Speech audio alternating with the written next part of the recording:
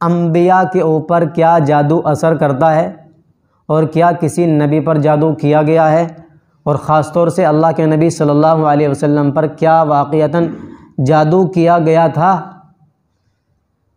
तो बहुत से लोग कहते हैं कि नहीं, अल्लाह के नबी पर जादू नहीं किया गया था, लेकिन हकीकत और सही बात यह है जो बुखारी मुस्लिम शरीफ में हदीस हैं, हज़रत आयशा रज़ी अल्लाह ताला अन्हा से मरवी हैं, फरमाती हैं कि अल्लाह के नबी सल्लल्लाहु अलैहि वसल्लम पर जादू हुआ था।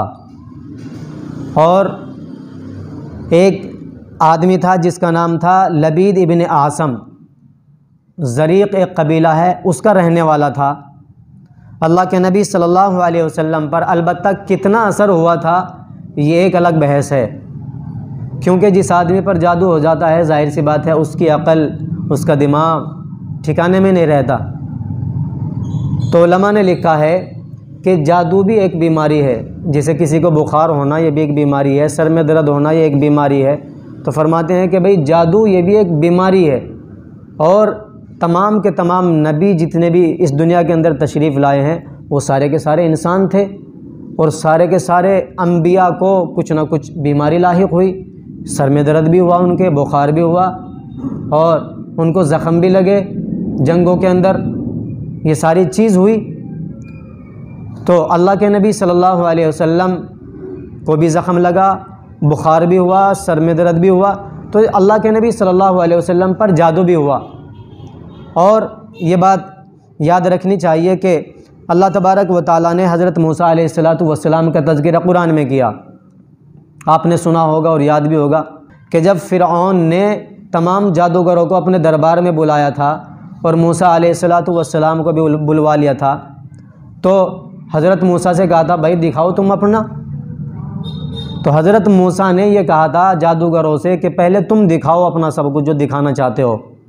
तो तमाम जादूगरों ने उनके हाथों में जो रस्सियाँ थी या जो लाठियाँ थी सारी की सारी ज़मीन पर डाली। तो जैसी ज़मीन पर डाली वो फ़ौरन सांप बन करके चलने लगी।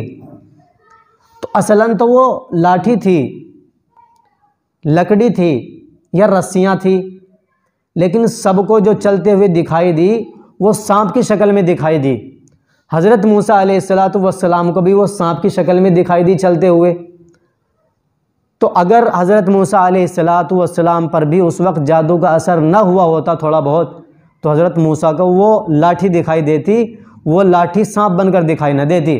और उसका तज़किरा बाक़ायदा अल्लाह तबारक व तआला ने कुरान में फ़रमाया, युख़य्यलु इलैहि मिन सिहरिहिम अन्नहा तसआ फ़अौजस फ़ी नफ़्सिही ख़ीफ़तम मूसा क़ुलना ला तख़फ़ इन्नका अंतल आला।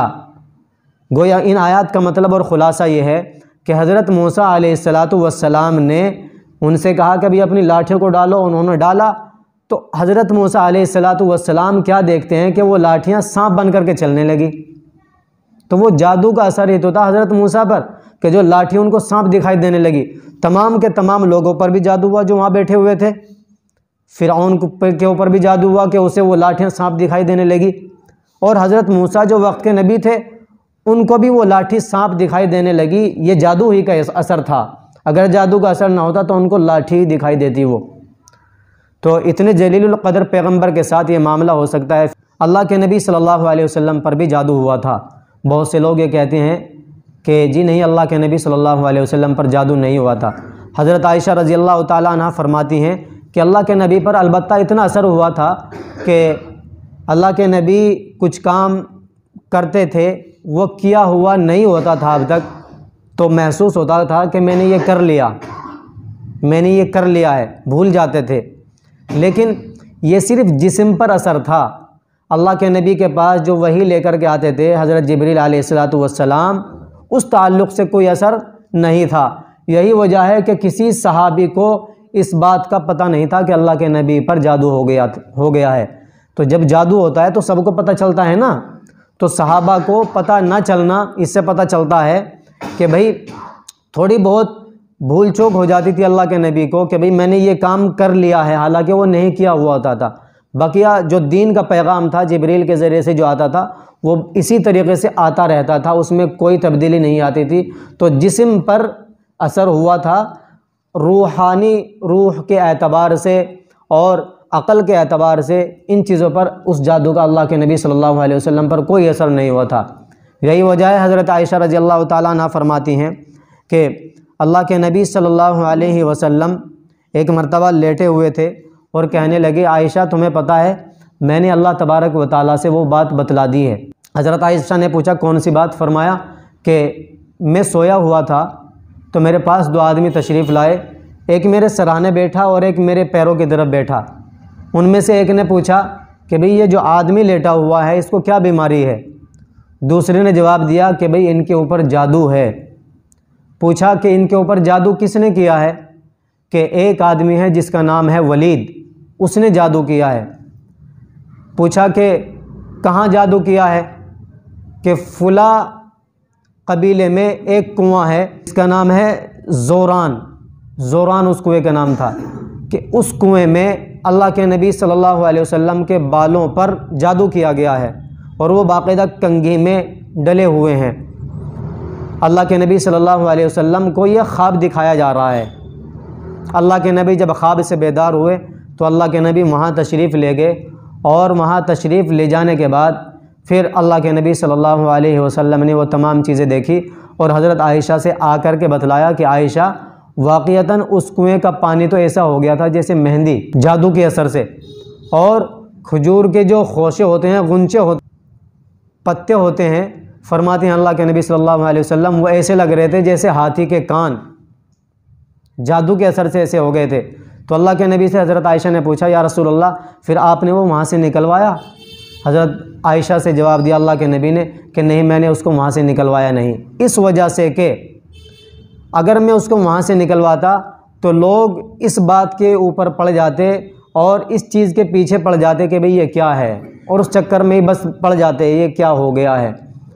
मैंने अपनी कौम को और मुस्लिम लोगों को इस बात से पीछे हटाने के लिए कि भाई ये इस चक्कर में ना पड़े, जादू क्या होता है, ये क्या होता है, इससे हटाने के लिए मैंने उसको वहाँ से नहीं निकलवाया। अलबत्ता जिब्रील अलैहिस्सलातु वस्सलाम मेरे पास तशरीफ़ लाए थे और उन्होंने मुझसे फ़रमाया कि आप इसको पढ़ लिया करो तो आपको जादू आइंदा असर नहीं करेगा। और वो क्या थी? कुल आऊज़ु बिरब्बिल फलक, कुल आऊज़ु बिरब्बिन नास, मुअव्वज़तैन, ये वो दो सूरतें थीं। तो अल्लाह के नबी सल्लल्लाहु अलैहि वसल्लम का मामूल था कि अल्लाह के नबी इनको हमेशा पढ़ा करते थे, ख़ास तौर से लेटते वक्त, सोते वक्त इनका विर्द किया करते थे। और आज भी अगर कोई आदमी ये चाहे कि भाई जादू से वो बचा रहे, अल्लाह तबारक व ताला हम सब को बचा करके रखे। जादू का होना ये बिल्कुल हकीकत है, बरहक है, लेकिन ये जादू भी असर अल्लाह तबारक व ताला के हुक्म से कर सकता है। ये नहीं सोचना चाहिए कि भाई उसने जादू करा दिया, अब जो हम इलाज कर रहे हैं उसका, कुरान करीम की तिलावत कर रहे हैं, मुअव्वज़तैन पढ़ रहे हैं, सूरह बकरा पढ़ रहे हैं, कुरान करीम का मुस्तकिल विर्द कर रहे हैं, तो अब असर नहीं होगा। नहीं, इस जादू ने जो असर किया है वो अल्लाह के हुक्म से किया है। अगर अल्लाह का हुक्म ना होता तो ये जादू भी असर ना करता। दवाई भी असर करती है वो अल्लाह के हुक्म से करती है, जहर भी असर करता है वो अल्लाह के हुक्म से करता है। ये बात साबित हो गई कि अल्लाह के नबी सल्लल्लाहु अलैहि वसल्लम पर भी जादू किया गया था।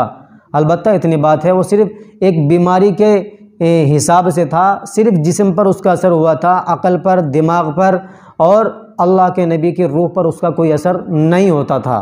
तो जब अल्लाह के नबी पर जादू हो सकता है तो आम इंसान पर भी जादू हो सकता है और उसका असर भी हो सकता है। और उससे बचने के लिए कुरान करीम की जो सूरतें हैं उनकी तिलावत करनी चाहिए, ख़ास तौर से सूरह बकरा। और अगर इतना वक्त ना हो तो कम से कम आधी मिनट लगेगी। कुल आऊज़ु बिरब्बिल फलक ये सूरत और कुल आऊज़ु बिरब्बिन नास बाकायदा इनको रोज़ाना पढ़ करके अपने ऊपर दम करके, अपने छोटे छोटे बच्चों के ऊपर दम करके लेटना चाहिए। और हो सके कि खाने में भी जो सब खाने वाले हैं जब बनाएं औरतें, तो औरतों को चाहिए कि इन दो सूरतों को दम करें, और ख़ास तो अगर चारों सूरतों को पढ़ दे, चारों कुल को, तो और बेहतर है। तो इंशाअल्लाह उम्मीद है अल्लाह की ज़ात से दुश्मन से भी हिफाजत रहेगी, जिन्नात से भी हिफाजत रहेगी, जादू से भी हिफाजत रहेगी।